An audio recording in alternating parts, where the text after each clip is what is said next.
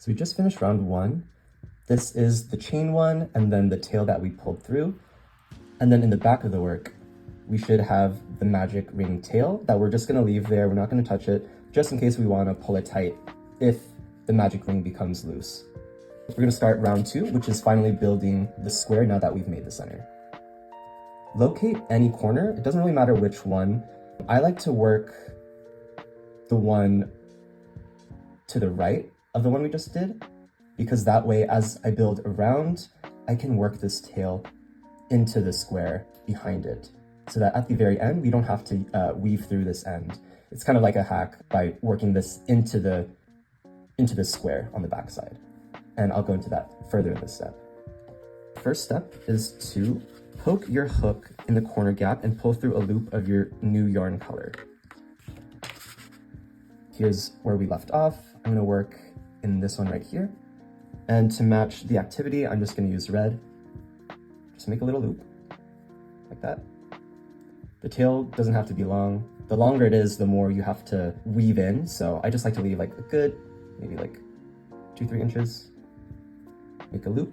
So we poke our hook through the gap, not in the chain, like through the gap. So in the backside, you're gonna wanna place that loop on your hook and then pull it through to the front of the work. You should have like a loop facing you in the front, and in the back side, you're kind of holding the tail and the working yarn that's attached to the bobbin with your index and middle finger. And then what we're gonna do next is to pull the yarn all the way through and to triple knot it with your fingers, leaving a small tail a few centimeters long. Now there are a lot of different ways to go about working in the second color. This one I thought would be the most easy way for a beginner. So pull all the way through and then triple knot it. 1, 2. We're working counterclockwise. So I want to scooch this over to the far right a bit to leave some room right here for us to work in the next part of this round. So after you triple knot it, you should have like this little tail that's like a few centimeters long.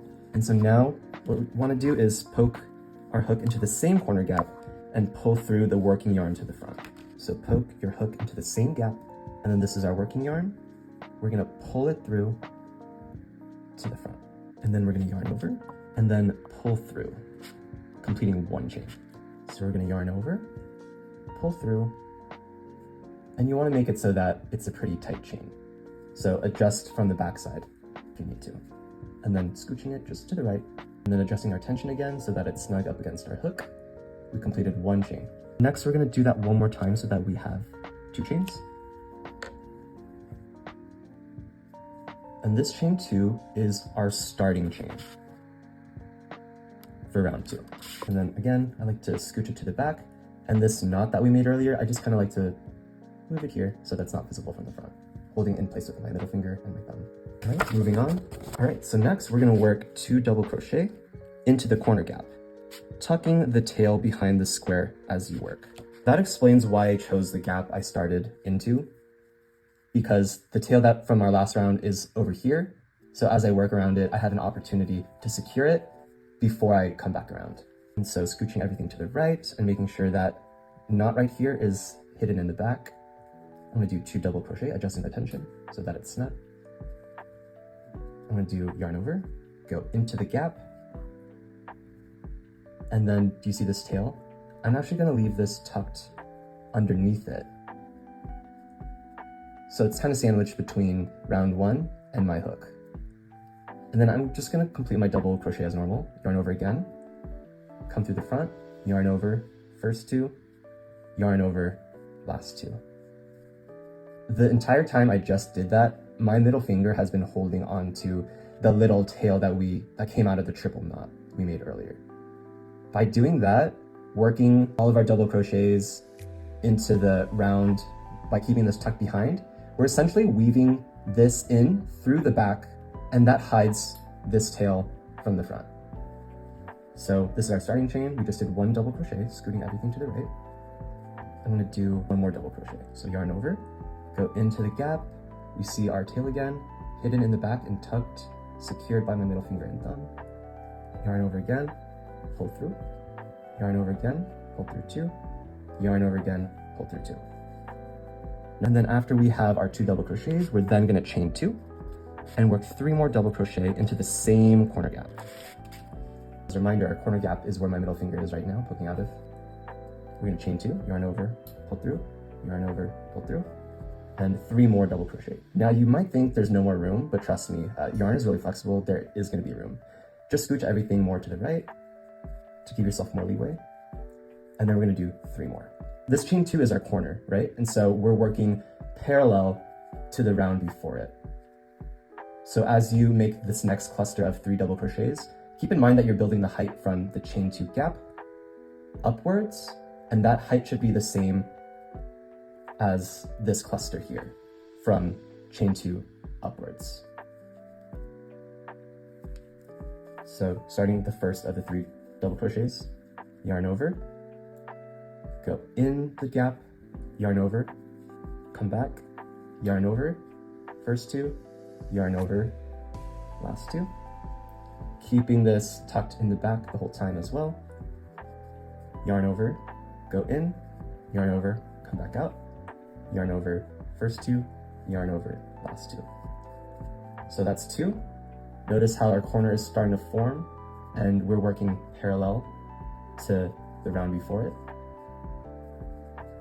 Yarn over, go in the gap, yarn over, come back out, yarn over, first 2, yarn over, last 2.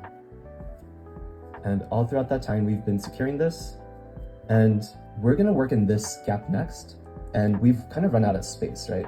And so now we can just leave this behind. As we work in through here, we're not gonna be able to catch this because of how small it is. So what you can do is just snip off this little excess.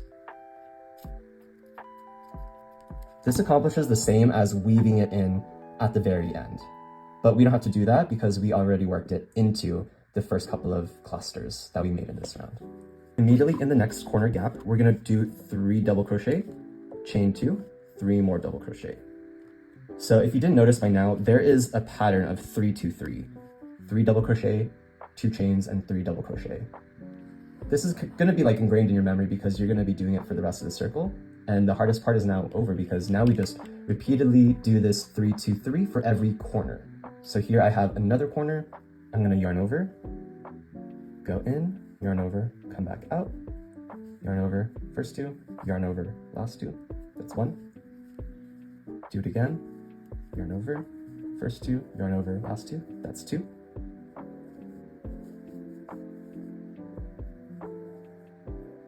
That's 3.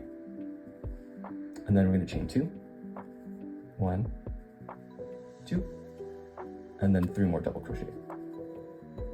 Scooching everything over to the right so we have room. 1, yarn over, first 2, yarn over, last 2. Because we just made a corner, we're turning our work and working parallel and making all of our double crochets a height that's similar to the previous round. So 1,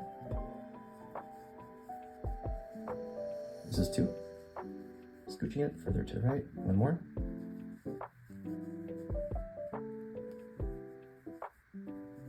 That's 3. And notice that there's a new tail. It's not really new. This is where we chained 1 and finished off round 1.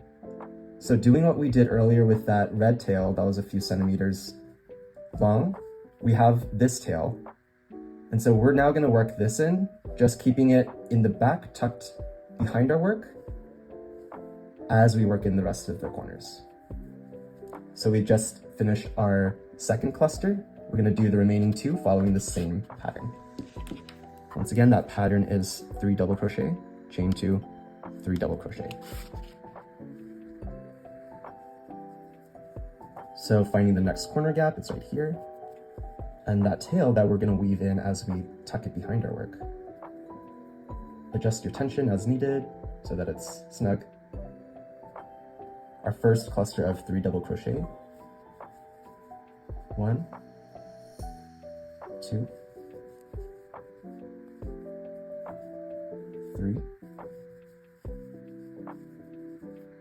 chain 2, 1, 2,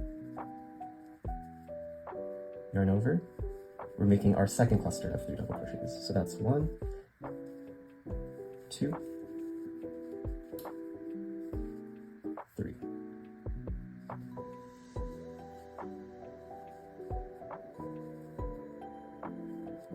And hopefully you remembered to secure this tail behind, working your double crochets into it. So now this is already being secured. So we finished the third of the 4th corners. We only have 1 more to go. Keeping this tucked in the back, we're gonna do 3 more double crochet. 1, 2, 3, chain 2, 1, 2, and then our last cluster of 3 double crochets. Scooching everything a little bit to the right, and then keeping this tight behind. Yarn over, start our first double crochet, 1, 2, last one,